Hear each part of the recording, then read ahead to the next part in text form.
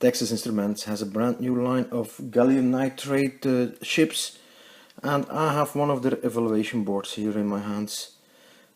On this evaluation board we have a half bridge driver with two GaN FETs, and I'm going to test how to use this board and how to check if that gallium nitride driver is working good. The chip that you see here has the two FETs that are necessary for the half bridge, but it also has all the driver logic to drive those FETs.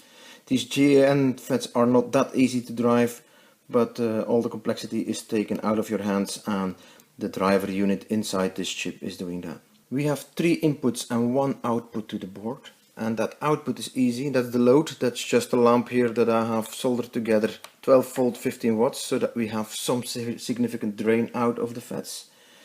And we have 3 inputs. One of the inputs is the input to drive the driver logic. That needs to be 5 volt exactly here, but the board has a linear regulator, so we have to provide a voltage a bit higher than 5.5 volt here. It can be unregulated. There is the main voltage here, and the third signal is a PWM signal.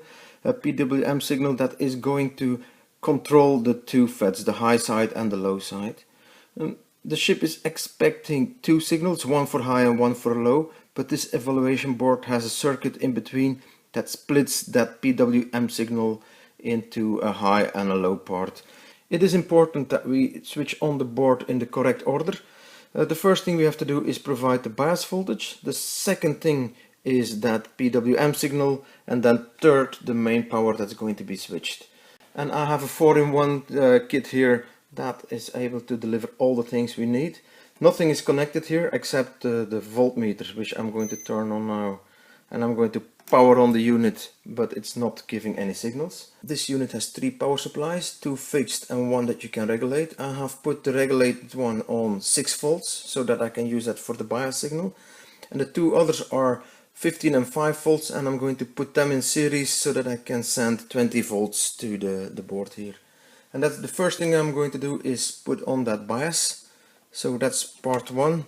I've plugged this one in and we should see a LED burning here. Yes, so that's working. That's a signal that our bias is on.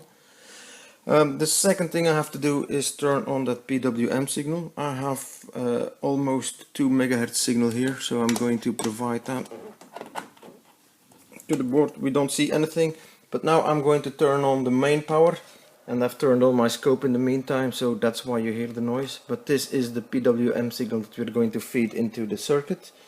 I'll now power up the main voltage and we should see the lamp burning.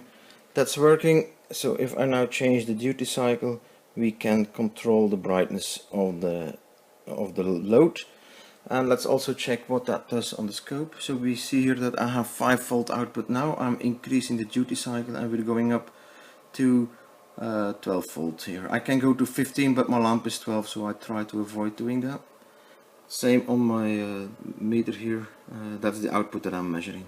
And the result we see here is when I'm powering the circuit with a 1.5 megahertz signal, everything is going fine. I don't have a higher frequency generator. I'd have to use other tools to go higher, but I don't have them at hand at the moment. But with these constraints, the whole circuit is behaving very well.